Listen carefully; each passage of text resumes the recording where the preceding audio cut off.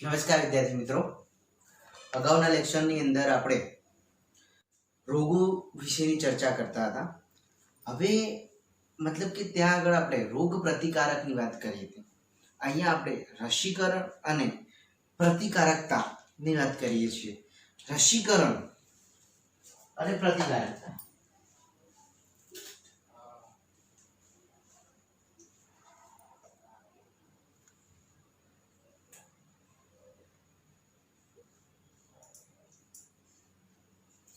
પહેલું એ સમજવાનું કે રસીકરણ એટલે કે રસીનો સિદ્ધાંત શું? તો કે એ સ્મૃતિના ગુણ પર આધારિત છે. રસીકરણનો સિદ્ધાંત તો કે સ્મૃતિના ગુણ પર આધારિત છે. હવે એની અંદર કઈ રીતે હોય તો કે રોગકારકો એટલે કે રોગ પ્રતિકારક પ્રોટીન કે નિષ્ક્રિય અથવા નબળા રોગકારક તૈયાર કરી અને જે તે સજીવની અંદર દાખલ કરવામાં. કઈ રીતે આપણે સમજીએ તો કે ભાઈ કોઈ પણ રોગ છે એ રોગના રોગ પ્રતિકારક અથવા તો એ રોગ પ્રતિકારકના પ્રોટીન કે નબળા રોગકારક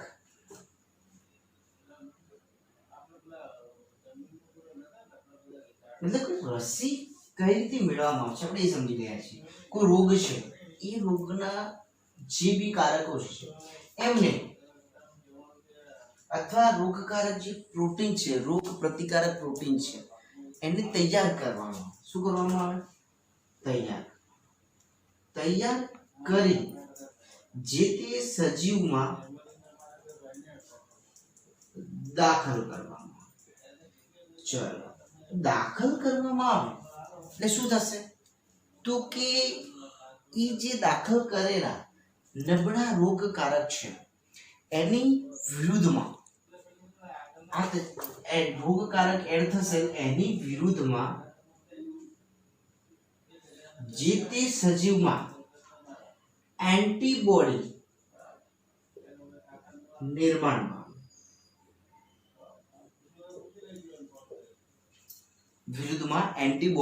પામે એટલે કે એન્ટીબોડી તૈયાર થશે.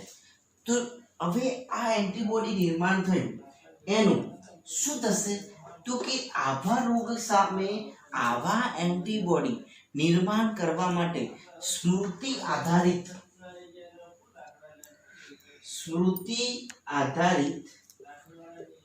બી કોષો અને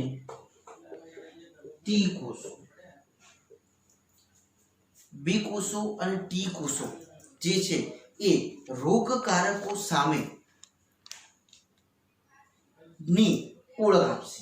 હવે સમજી લો કે એકવાર રોગકારક આવ્યો અને એન્ટીબોડી નિર્માણ થઈ ગયું. સ્મૃતિ આધારિત શું થાય તો કે આવા રોગકારકો ની ઓળખ આપશે. હવે આ ઓળખ મળી જાય એટલે શું થશે તો કે ઓળખના આધારે જે તે એન્ટીજન નો ફરીથી સ્મૃતિ આધારિત કઈ રીતે કોઈ પણ રોગ છે એના જે રોગકારક કે જે એના પ્રોટીન છે એને તૈયાર કરી જે તે સજીવમાં દાખલ કરવાના.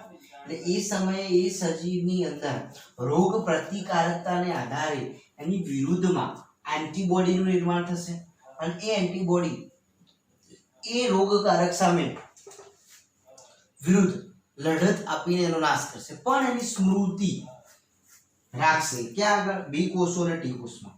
ફરીથી એવા જ રોગકારક જો ફરીથી સજીવમાં દાખલ થાય તો આ રોગકારકોની ઓળખ આ કોષો દ્વારા એની કરવામાં આવે અને એની સામે જે તે એન્ટીબોડી પ્રોડ્યુસ કરી એન્ટીજનનો નાશ કરવામાં આવે, જેને આપણે કહીએ છીએ રસીકરણ. ઉદાહરણ તરીકે આપણે પોલિયો નાનપણમાં લઈએ છીએ, 1-2 બૂંદ કે જે બી આપણે બૂંદ પીએ છીએ એમાં શું હોય છે, બસ આ જ સિસ્ટમ જેને શું કહેવાય, સ્મૃતિના ગુણ પર આધારિત. હવે એની અંદર જો વાત કરીએ તો કે જીવાણુ, આ હું નીકાળી દઉં છું વિદ્યાર્થી મિત્રો.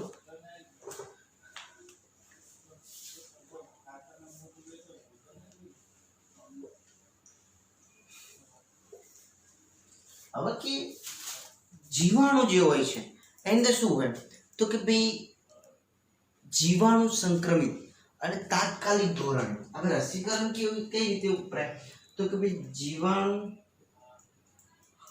સંક્રમિત અને તાત્કાલિક ધોરણે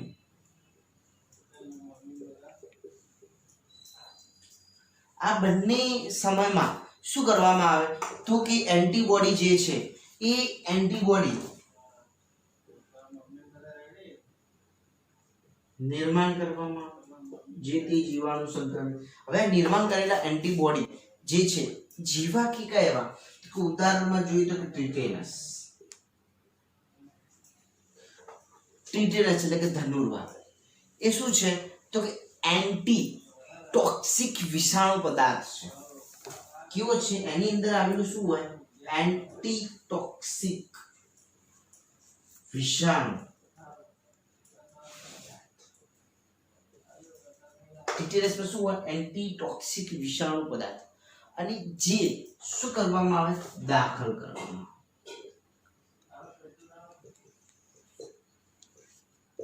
કઈ રીતે કે કોઈ તાત્કાલિક ધોરણે એન્ટીબોડી નિર્માણ કઈ રીતે થાય, ટીટીએસ એટલે કે નિર્માણ કઈ રીતે એડ કરવામાં આવતું હોય તો ટીટીએસ ઉદાહરણ તરીકે એની અંદર વિષાણુ હોય જે દાખલ કરવામાં આવે અને આના આધારે જે તે સ્મૃતિને આધારે એન્ટીબોડી પ્રોડ્યુસ કરીને એનો નાશ કરવામાં. ઉદાહરણ તરીકે આપણે સર્પદંશ, સાપ કરડે છે, આ બીજું ઉદાહરણ સર્પદંશ. હવે એની અંદર જે તે ડોક્ટર શું કરશે તો કે જે તે દર્દીને ઇન્જેક્શન આપે. હવે ઇન્જેક્શન આપે છે એની અંદર શું હોય તો કે સર્પ વિષ વિરુદ્ધ એન્ટીબોડી. આ ઇન્જેક્શનમાં શું હોય તો કે સર્પ દંશ વિરુદ્ધ એન્ટીબોડી. હવે આ જે સર્પદંશ એન્ટીબોડી છે બરાબર, એ કેવી પ્રતિકારકતા આપશે તો કે નિષ્ક્રિય પ્રતિકારકતા આપશે. કેવી આપશે, નિષ્ક્રિય, જેને બહારથી એડ કરવામાં. કોઈ બી વ્યક્તિને સાપ કરડે તો ડોક્ટર જે તે સાપ કરડો એના આધારે એના અલગ અલગ ક્રાઇટેરિયા વાળી જે રસી બનાવેલી હોય એ ઇન્જેક્શન દ્વારા આપવામાં આવે. એટલે કે એ સાપ દંશના વિરુદ્ધમાં એન્ટીબોડી, તૈયાર કરેલા એન્ટીબોડી જે શરીરમાં એડ કરવામાં આવે અને નિષ્ક્રિય પ્રતિકારકતા દ્વારા સર્પદંશનું નિદાન કરવામાં આવે. હવે આવું બધું જે શોધવામાં આવ્યું કઈ રીતે તો કે બાયોટેકનોલોજી દ્વારા પુનઃ સંયોજિત ડીએનએ ટેકનોલોજી દ્વારા. બાયોટેકનોલોજીની અંદર પુનઃ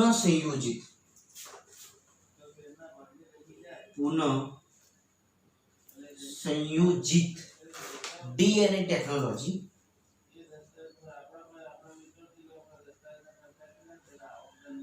આ જે ડીએનએ ટેકનોલોજી દ્વારા અલગ અલગ રોગકારકો માટે એન્ટીજેનિક પોલીપેપ્ટાઇડ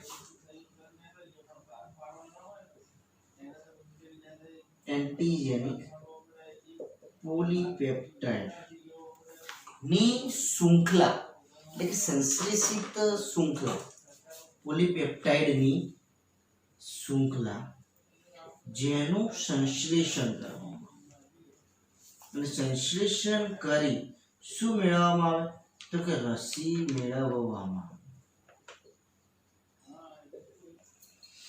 ચલો આટલા સુધી ખબર પડી કે ભાઈ આ જે પદ્ધતિ છે એ કોના દ્વારા થાય તો કે ભાઈ પુનઃ સંયોજિત ડીએનએ ટેકનોલોજી. એટલે કે એન્ટીજેનિક પોલીપેપ્ટાઇડ શૃંખલા બનાવવામાં આવે અને એ શૃંખલાનું મતલબ કે એ શૃંખલા દ્વારા સંશ્લેષણ કોનું કરવામાં આવે, રસીનું સંશ્લેષણ કરવામાં આવે છે.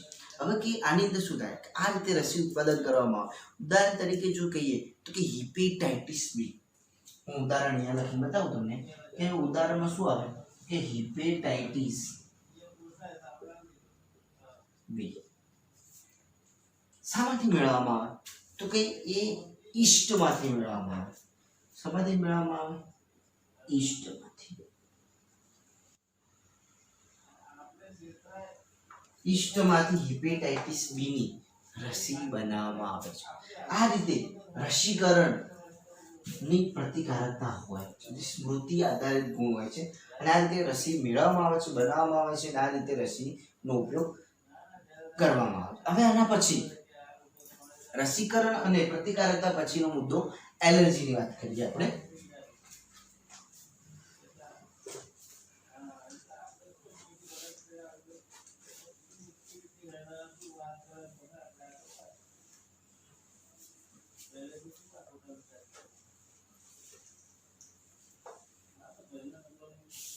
એલર્જી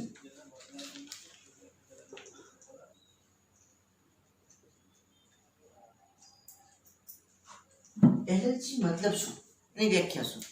તો કે ભાઈ પર્યાવરણમાં હાજર પ્રતિજન પ્રત્યે પ્રતિચાર દ્વારા, તો કે પર્યાવરણમાં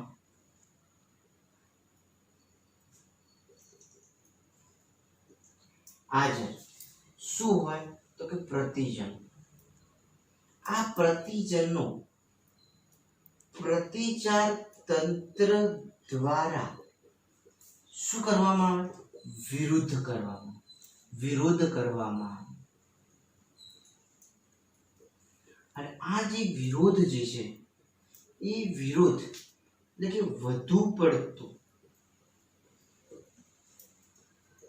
વિરોધ કરવામાં આવે, અને એને શું કહેવામાં આવે? એલર્જી. શું કહીએ છીએ આપણે? એલર્જી. ફરીથી તો કે પર્યાવરણમાં રહેલ વિવિધ પ્રતિજન્ય ઘટક. પ્રતિજન્ય ઘટક કેવા એ હું તમને સમજાવું પછી. પ્રતિજન્ય ઘટક સામે આપણું બોડી કે જે તે સજીવ એ પ્રતિચાર, એનું પ્રતિચાર તંત્ર જે છે એના દ્વારા એનો વિરોધ કરવામાં આવે. શું કરવામાં આવે? વિરોધ. અને એ વિરોધમાં વધુ પડતો વિરોધ થાય તો એને શું કહેવામાં આવે? એલર્જી. અને આ એલર્જી જે ના પ્રત્યે એલર્જીની અંદર મતલબ કે જેના પ્રત્યે એનો વિરોધ પ્રેરાય છે. શું પ્રેરાય? વિરોધ. અને એવા ઘટકને શું કહેવામાં આવે? તે એવા ઘટકોને એલર્જન્સ કહેવામાં આવે. શું કહેવામાં આવે? એલર્જન્સ.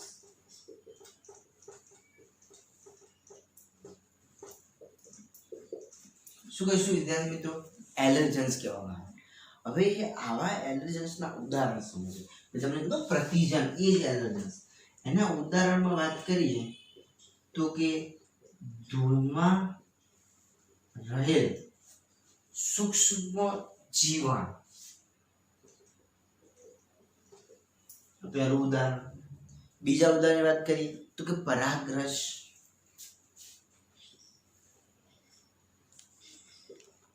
ત્રીજા ઉદાહરણ વાત કરીએ તો પ્રાણીઓના ખોડા. આના ઉદાહરણ. એના સિવાય વગેરે એવા કેટલાય પ્રકારના એલર્જી એટલે કે સેન્સિટિવિટી આપણી બોડીની બહુ સેન્સિટિવ હોય લોકો. અમુક લોકોને ગરમીની એલર્જી હોય કે બહાર જાય એટલે સ્કિન જે છે એ દાઝવા માટે. તો કે આ એલર્જી ફરીથી સમજીએ કે પર્યાવરણમાં રહેલા હાજર આવા પ્રતિજન સામે પ્રતિચાર તંત્ર કે જે તે સજીવનું જે પ્રતિચાર તંત્ર છે વિરોધ કરે, અને એ વધુ પડતા વિરોધના કારણે શું દેખાય? એલર્જી. અને આવા જે પ્રત્યે વિરોધ પ્રેરાય છે એને શું કહેવામાં આવે? એલર્જન્સ. હવે આનું જે એલર્જન્સ જે છે એના લક્ષણો સમજીએ કે એલર્જીના લક્ષણો શું છે. તો અહીંયા આપણે લખી દઈએ એલર્જીના લક્ષણો.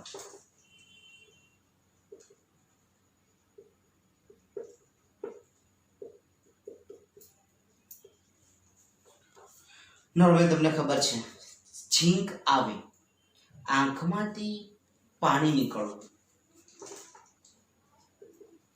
છીંક આવે, આંખમાંથી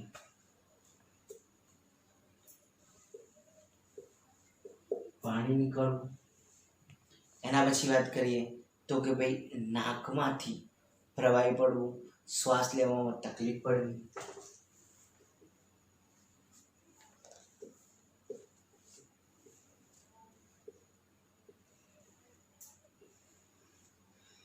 શ્વાસ લેવામાં તકલીફ પડવી, આવા ઘણા બધા બીજા લક્ષણો હોય છે. આપણે જનરલી અહીંયા વાત કરીએ એલર્જીના લક્ષણો છીંક આવવી, આંખમાંથી પાણી નીકળવું, એ બી એક પ્રકારની એલર્જી છે. નાકમાંથી પ્રવાહી નીકળવું અને શ્વાસ લેવામાં તકલીફ પડે, આ બધા એલર્જીના લક્ષણો છે. અને આ લક્ષણોને આધારે એલર્જીને આપણે જસ્ટિફાઈ કરી શકીએ છીએ એલર્જી છે. હવે આ એલર્જી જે પ્રેરકો છે, હવે એ એલર્જી થાય કઈ રીતે એ આપણે સમજીએ.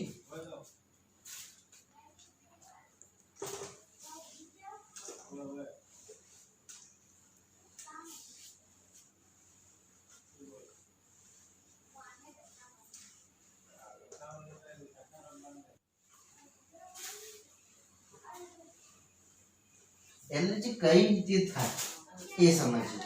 ઓકે, જે એલર્જન્સ છે એ શું થાય તો કે એલર્જનના પ્રેરકો એટલે કે એલર્જી પ્રેરકો દ્વારા એલર્જી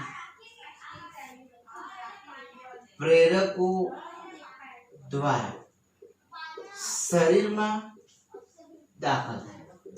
હવે શરીરમાં દાખલ થાય જે એલર્જી પ્રેરકો છે, અમે તમને હમણાં પરાગરજ ને બધા વિવિધ રાસાયણિક જે છે, હવે એ શરીરમાં દાખલ થાય તો કે બી કોષો સક્રિય બને. બી કોષો સક્રિય બને. બી એટલે કે બી કોષો અને ટી કોષો બંને સક્રિય બનશે. પણ બી કોષ બી કોષ સક્રિય બને તો એના કારણે બી કોષના માસ્ટ કોષોને સક્રિય કરે. બી કોષો કોને સક્રિય કરશે તો કે માસ્ટ કોષોને સક્રિય કરે. જો માસ્ટ કોષ સક્રિય થાય તો બે પ્રકારના પ્રવાહીનો સ્ત્રાવ થાય. એક હિસ્ટેમાઇન અને બીજું સિરોટીન. એક શું છે હિસ્ટેમાઇન અને બીજું સિરોટીન. તો કે હિસ્ટેમાઇન અને સિરોટીન ફરીથી માસ્ટ કોષો સક્રિય બને અને હિસ્ટેમાઇન અને સિરોટીન જેવા પ્રવાહીનો સ્ત્રાવ કરે અને એ પ્રવાહીનો સ્ત્રાવ થાય જેને શું કહેવામાં આવે એલર્જી. આ વાત થઈ એટલે ફરીથી સમજીએ એલર્જી કઈ રીતે થાય. શરીરની અંદર એલર્જી પ્રેરકો દાખલ થાય એટલે બી કોષો આપણી બોડીના બી કોષોને સક્રિય કરે. બી કોષો માસ્ટ કોષોને સક્રિય કરવાથી હિસ્ટેમાઇન અને સિરોટીનનો સ્ત્રાવ થાય અને જેના કારણે વિવિધ લક્ષણો આપણી બોડી પર દેખાય એને આપણે એલર્જી કહીએ છીએ. હવે એલર્જી માટેની દવા શું તો કે antihistamine, adrenaline, steroid. Antihistamine, adrenaline, steroid. હવે આ બધા જે છે એ બધાના ઉપયોગ કે એના જેવી ઔષધો દ્વારા આવા લક્ષણો આ બધી જે ઔષધો એટલે કે આના જેવી બીજી જે ઔષધો છે એ ઔષધોનો ઉપયોગ દ્વારા એલર્જીના લક્ષણ દૂર કરી શકાય. એલર્જીના લક્ષણો દૂર કરી શકાય. બીજી વાત કરીએ તો કે વ્યક્તિ કોઈ બી વ્યક્તિ છે એને એલર્જી શાની છે એ ફાઇન્ડ આઉટ કરવા માટેની મેથડ કઈ છે તો કે ભાઈ એ ફાઇન્ડ આઉટ કરવા માટે જે તે વ્યક્તિને અલગ અલગ એલર્જન્સ જે છે એ એડ કરવામાં. કોઈ બી મનુષ્યને કોઈ એલર્જી છે એ કઈ રીતે નક્કી થાય તો કે એને એ એલર્જન્સના કોન્ટેક્ટમાં લાવવામાં અને પછી બોડીની અંદર રિએક્શન જોવામાં આવે અને એના આધારે નક્કી કરી શકાય કે જે તે વ્યક્તિને કયા પ્રકારની એલર્જી છે. હવે જો આપણે આધુનિકતાની વાત કરીએ તો તો કે આધુનિક જીવનશૈલીની અંદર શું થાય તો પ્રતિકારકતા ઘટી છે. અત્યારની જો વાત કરીએ આપણે તો કે આધુનિક જીવનશૈલીમાં દરેક સજીવની પ્રતિકારકતા ઘટી અને પ્રતિકારકતા ઘટી જેના કારણે સંવેદનશીલતા વધી. સંવેદનશીલતા વધી. હવે સંવેદનશીલતા વધી એના કારણે ઘણા બધા એલર્જન્સ ક્રિએટ થયા અને ઘણા આવા રોગો ક્રિએટ થયા. જો ભારતમાં વાત કરીએ તો કે ભારતમાં મોટા શહેરોમાં અથવા નગરોમાં બાળકોમાં જે મોટા ભાગના બાળકોમાં એલર્જી અને અસ્થમા જેવા રોગોનું પ્રમાણ જોવા મળે છે. આધુનિક જીવનશૈલીના કારણે ભારતમાં મોટા શહેરોની અંદર પર્યાવરણ ચેન્જિંગ થાય અને આવા કેટલાય રસાયણો છે જે હવામાં ફરે છે અને જેના શ્વાસ મારફતે બી એડ થશે, જેના કારણે મોટાભાગના બાળકોમાં એલર્જી અને અસ્થમા જેવા રોગો જોવા મળે. પણ જો આના સામે રક્ષણ આપવું હોય તો જે તે બાળકને આવા પર્યાવરણથી દૂર રાખીને સાચવી શકાય છે. તો અહીંયા આપણે આજે એલર્જી અને રસીકરણની પ્રતિકારકતા બંને ટોપિક પૂર્ણ કર્યા. નવા લેક્ચરની અંદર સ્વ પ્રતિકારકતાની વાત કરીશું. ઓકે વિદ્યાર્થીઓ, અહીંયા આપણે આપણું લેક્ચર અટકાવીએ છીએ. ઓકે ધન્યવાદ.